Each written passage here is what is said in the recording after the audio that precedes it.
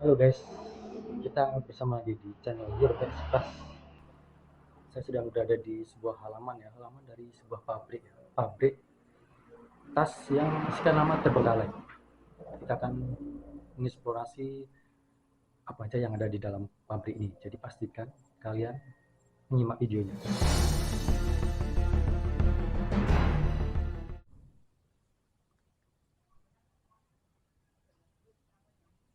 Di bagian depan ini ya, seperti ini kondisinya. Pabrik tas yang letaknya tuh berada di pedesaan. Jadi di depan saya itu, maksudnya di depan dari rumah ini itu merupakan areal persawahan, dan nanti kita akan mencari tahu ya apa yang terjadi dengan rumah ini dan bagaimana keadaan di dalamnya.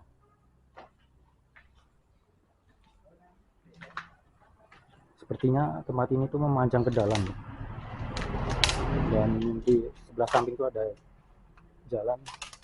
Ini bisa digunakan untuk keluar masuk kendaraan juga ya, mobil itu bisa masuk ke sini. Dan saya lihat di bagian depannya ini ya, kayak rumah miliarder, rumah mewah gitu ya. Sekilas sih kalau kita lihat dari depan nggak seperti pabrik, tapi seperti rumah pada umumnya. Wah, gila. Jadi di sini sudah dipenuhi dengan rerumputan, tumbuh-tumbuhan liar. Pabrik ini menurut informasi yang saya peroleh ya, sudah sekian lama terbengkalai sejak sebelum pandemi. Nah, dari sini tuh kita melihat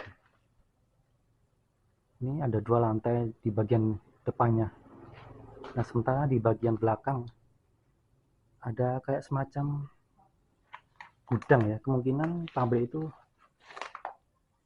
produksinya berada di belakang ini. Jadi memang ini tidak seperti pabrik pada umumnya. Nah, kita di situ melihat, nengok dari celah-celah ini. Wow, gila men. Jadi ternyata tempat ini luas sekali. Luas di luar bayangan saya. Karena kalau kita melihat dari jalan depan itu nggak kelihatan kalau ini adalah pabrik. Dan kita nanti akan masuk ke bagian dalam. Dari depan itu kelihatan sempit ya. Tapi ketika masuk ke dalam luas sekali.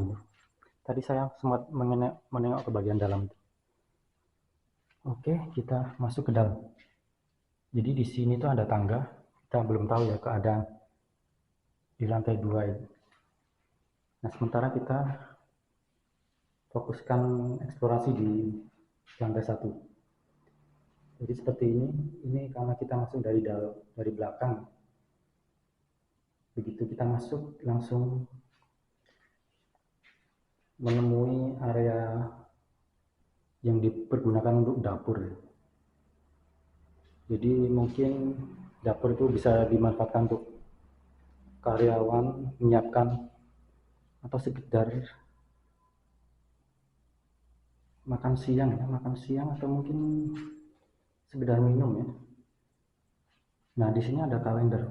Ternyata jadi kalender ini bertahunkan 2018, jadi sudah sejak sebelum pandemi. Setelah memakai perabot harap dicuci, jadi memang ini bisa digunakan untuk karyawan ya. Misalnya dia pengen makan tapi makannya beli di luar lalu makan di kantor, nah itu bisa juga. Oh, jadi seperti ini, ada area space yang lapang di bagian atasnya itu, sementara di sebelahnya adalah lantai 2-nya. Nah, seperti kita lihat ya, ini seperti rumah ya, rumah pribadi. Lalu ternyata di sini adalah garasi ya. Jadi garasi itu bisa kendaraan bisa lihat sini. kalau kendaraan operasional. Lalu kalau untuk keperluan pribadi atau keperluan produksi ya, maksud saya itu bisa lewat samping. Nah ini kita bisa melihat ya, jejak dari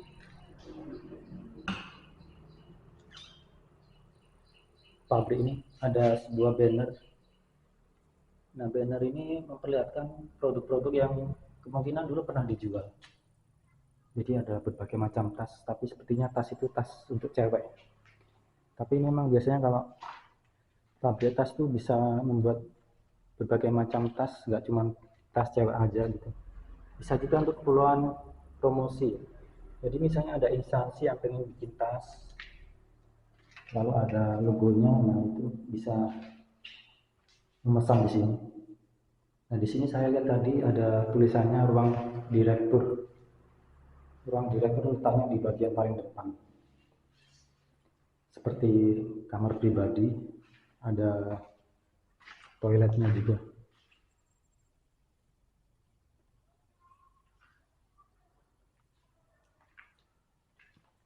Nah kemungkinan dulu bisa juga area ini dipakai untuk menerima tamu, klien gitu. Jadi misalnya klien tuh kan ketika dia memesan tas, dia berkonsultasi dulu dengan pihak pabrik, pengennya kayak gimana model tasnya, jumlahnya berapa, materialnya apa aja gitu. Dan termasuk masalah anggaran ya. Jadi biasanya anggaran itu perlu dipertimbangkan ketika kita memesan tas. Nah di sini ada petunjuk yang bisa kita gunakan sebagai informasi ya. Ada training center. Jadi memang di sini ada beberapa ruangan-ruangan. Setelah sholat mohon sajadah, doa sesudah sholat duha. Wah, matanya sudah ambrol sebagian. Dan ini juga bahaya sekali kalau kita terlalu lama di sini. Training center. Kalau di perusahaan itu memang dia menyediakan ya semacam fasilitas training. Itu digunakan terutama bagi karyawan baru gitu. Karyawan baru ketika dia pengen bekerja harus di training dulu. Karena ketika masuk kerja itu kan banyak hal yang harus disesuaikan ya. Misalnya masalah peraturan, SOP dan segala macam. Ada alat tapi sudah hancur lebur gitu. Nah di sini tuh sangat lembab sekali hawanya. Nah ini berbeda ya, kalau ini tadi di depan 2018, sementara di sini 2019. Jadi memang kayaknya belum lama juga sih ya, mungkin sekitar 5 tahunan. Nah di sini adalah area depan, kita akan masuk ke bagian ruang produksi ya, atau mungkin gudang ya, warehouse, ruang produksi. Tapi sebelumnya ini ada satu ruangan, tulisannya adalah ruang HRD.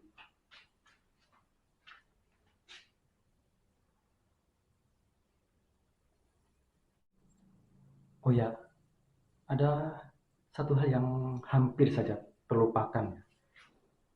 Jadi ternyata saya tuh baru ingat kalau belum naik ke lantai 2. Jadi di bagian depan tadi ya, kita lihat rumahnya tuh ada 2 lantai. Sementara saya belum melihat bagaimana keadaan di lantai 2.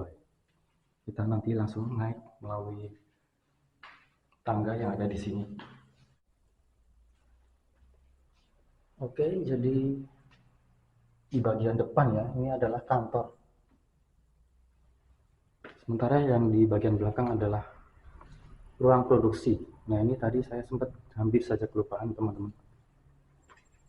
Nah kita lihat di sini lantai 2-nya. Oh jadi bentuk rumah ini terutama pagarnya ya, itu mengingatkan saya pada sebuah rumah miliarder.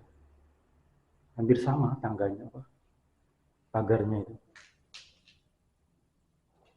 Jadi seperti ini, ada beberapa ruangan. Dan tadi juga sempat kita lihat kalau di bagian luar itu seperti rumah pribadi. Jadi memang kalau di bagian depan ya, ini adalah kantor. Nah, kalau di dalam kantor itu memang suasananya berbeda. Demikian juga dengan stafnya ya, karyawannya itu tampilannya juga berbeda. Kalau orang kantoran kan biasanya lebih rapi. Sementara kalau orang produksi, mereka memakai kayak semacam ya memakai seragam perusahaan.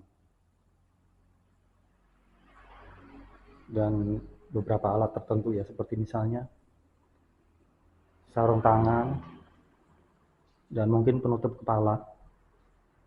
Nah, di sini ada ruangan-ruangan yang mempunyai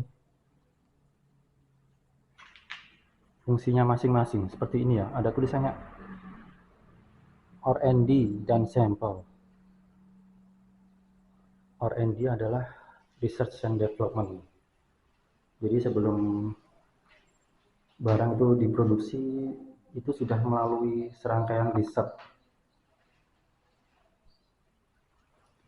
sebelum akhirnya diproduksi dan dikirim ke klien.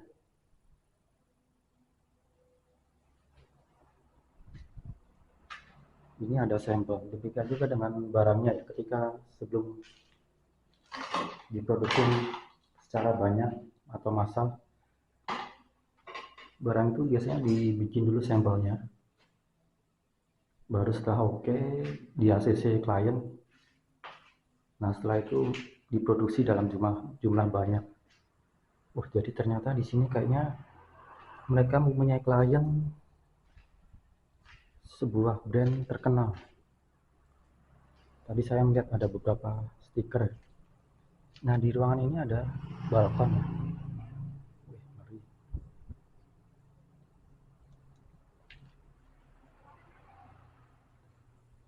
Balkonnya itu kita bisa melihat suasana pemukiman di sebelahnya.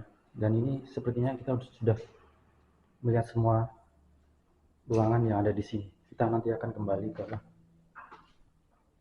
ruang produksi.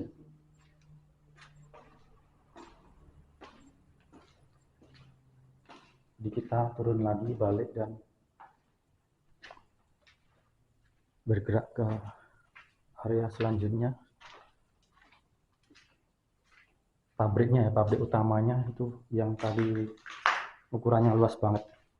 Saya masih berada di sebuah ruangan ya, ruangan yang dulu diperuntukkan sebagai ruang HRD. HRD itu adalah sumber daya manusia. Jadi misalnya ada karyawan baru atau seleksi yang ingin bekerja di sini, nah mereka harus berurusan dengan HRD. Dan HRD itu tugasnya juga menyeleksi karyawan, apakah karyawan itu layak bekerja di sini. Dan itu memang biasanya kalau kita bekerja di manapun ya pasti melewati serangkaian tes ya. Entah itu psikotest atau tes tertulis, interview dan sebagainya. Nah, kalau kalian job seeker ya pasti tahu lah gitu. Wow, ternyata di area sini tuh selain luas tempatnya, juga ada banyak sekali barang-barang ya. Kita belum lihat secara lebih detail barang itu, tapi kita akan mengecek dulu area di sekitar sini. Jadi di depan itu ya ada gerbang, bisa digunakan misalnya untuk truk ya, truk mengangkut barang-barang. Jadi kalau pabrik itu kan pasti butuh material-material dan sebagainya. Lalu ketika barang itu jadi harus dikirimkan ya. Jadi di sini memang ada bekas-bekas yang menunjukkan produksi yang pernah mereka lakukan ketika itu. Jadi memang ini benar-benar pabrik tas ya teman-teman. Dan ini sama sekali di luar dugaan ya. Nggak nyangka kalau tempat ini adalah pabrik. Karena kalau kita lihat dari depan itu cuman rumah biasa, selain karyawan dilarang masuk. Gudang perkakas. Jadi banyak sekali ruang-ruangan yang dipakai untuk menyimpan barang-barang. Nah, kita lihat di sini. Wah, ini saya menduga kalau dulu pabriknya ini kemungkinan ya, mungkin mereka bangkrut. Padahal mereka sudah melakukan berbagai macam produksi, tapi ternyata barang-barang itu masih banyak yang tersisa di sini. Jadi artinya barang itu nggak sempat dikirim ke klien.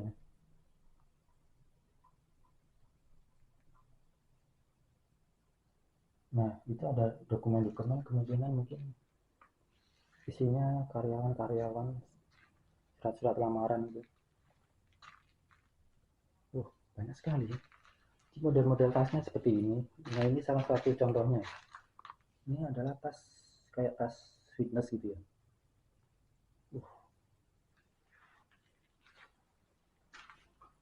Menarik sekali, dan di sini ada ini kayak sabuk tas gitu.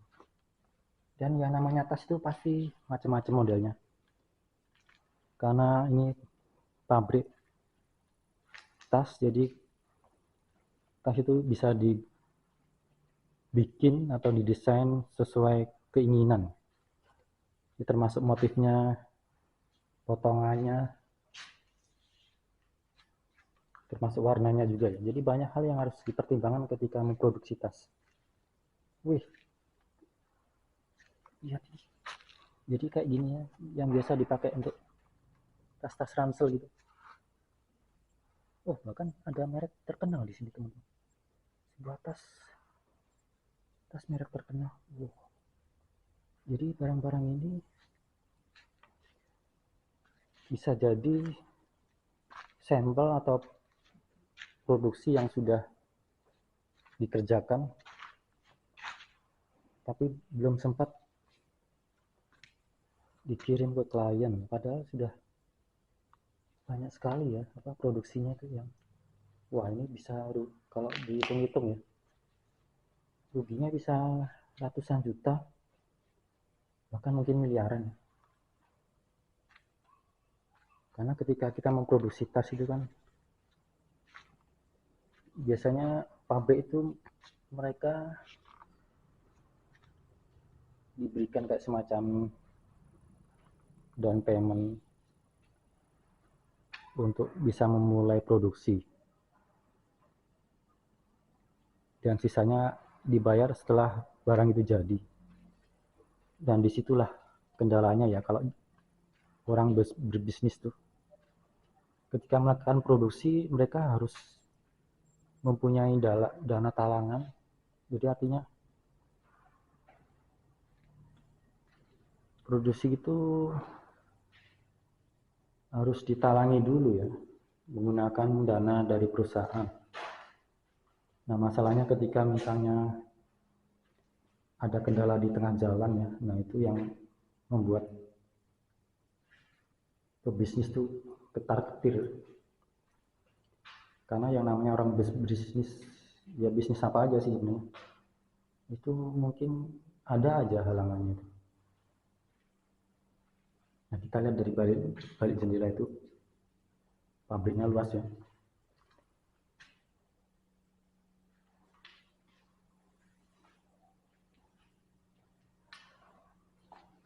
Oke, kita lanjut ke area sebelah sana itu. Wih, ternyata di sini juga banyak sekali barang-barang.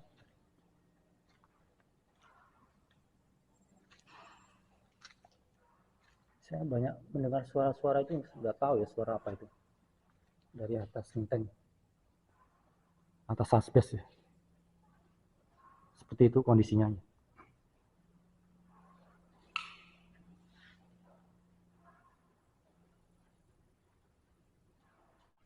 Saya berada di ruangan yang luas sekali. Dan ini mengejutkan saya ya, karena saya sama sekali nggak nyangka gitu, tempat ini begitu luas. Padahal nggak kelihatan ya kalau kita melihat dari jalan gitu. Dan ketika masuk ke dalam sini, kita masih bisa melihat barang-barang yang dulu pernah dipakai produksi. Dan sayang sekali, sepertinya banyak proyek dari klien yang mungkin tidak sempat selesai. Dan mungkin itu yang membuat pabrik ini harus gulung tikar.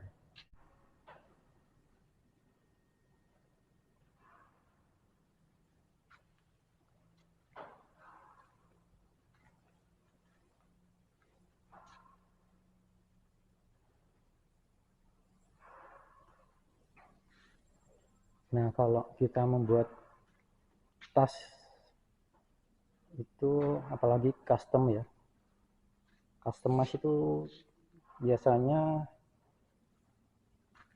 kita harus pesan dengan minimal order tertentu ya. Biasanya sih banyak ya, minimal 200-an ke atas ya. Karena kalau cuma sedikit pesennya itu malah jatuhnya lebih mahal. Dan pabrik juga nggak mau bikin ya, karena malah mungkin hitungannya rugi ya kalau bikinnya cuma dikit. Dan biasanya yang pesen itu instansi atau perusahaan, bisa juga mereka kolaborasi atau kerjasama dengan, bukan kolaborasi deh, lebih tepatnya kerjasama bisnis dengan brand tas gitu. Jadi misalnya ada tas lokal, merek lokal gitu ya. Nah, mereka biasanya juga mencari vendor untuk memproduksi tas. Jadi artinya brand-brand tas itu nggak semuanya dikerjakan sendiri. Biasanya mereka mencari pabrik yang bisa mengerjakan dalam jumlah banyak gitu. Cuman memang yang namanya usaha seperti itu modalnya tentu besar banget dan resikonya juga ya. Tapi kalau misalnya sukses, suara apa itu? Kalau misalnya sukses bisa membuat orang itu kaya raya dan jadi miliarder, ya namanya juga bisnis ya, pasti mempunyai berbagai macam resiko. Dan kita sedang berjalan ya menuju ke area paling pojok itu. Sepertinya saya melihat ada ruangan lagi, ruangan yang disekat gitu ya. Saya belum tahu ya ada apa di balik tembok non permanen ini. Di pojokan itu sepertinya ujung dari tempat ini. Oh, jadi ternyata ini cuma toilet teman-teman. Toilet buat karyawan. Kita cek dulu.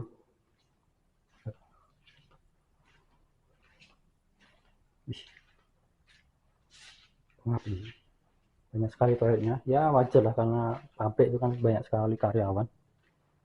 Bisa menampung ratusan bahkan mungkin ribuan ya.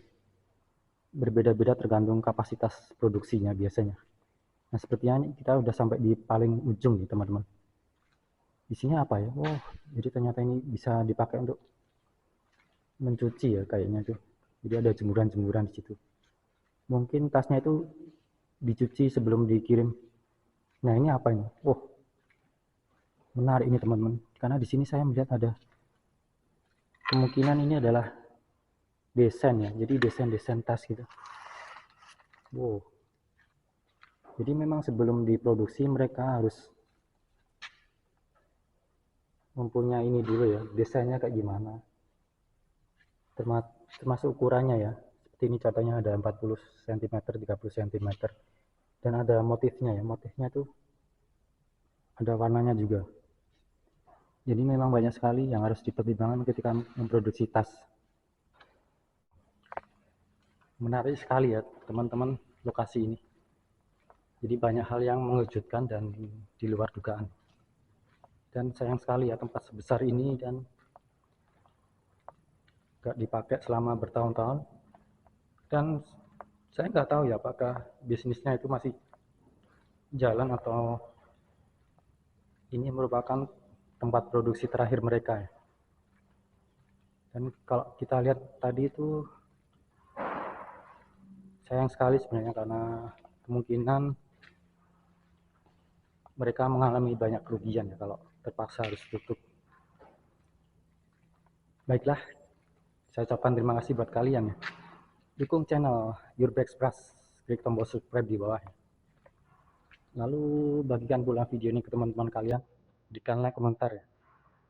Dan kita ketemu lagi di lain kesempatan.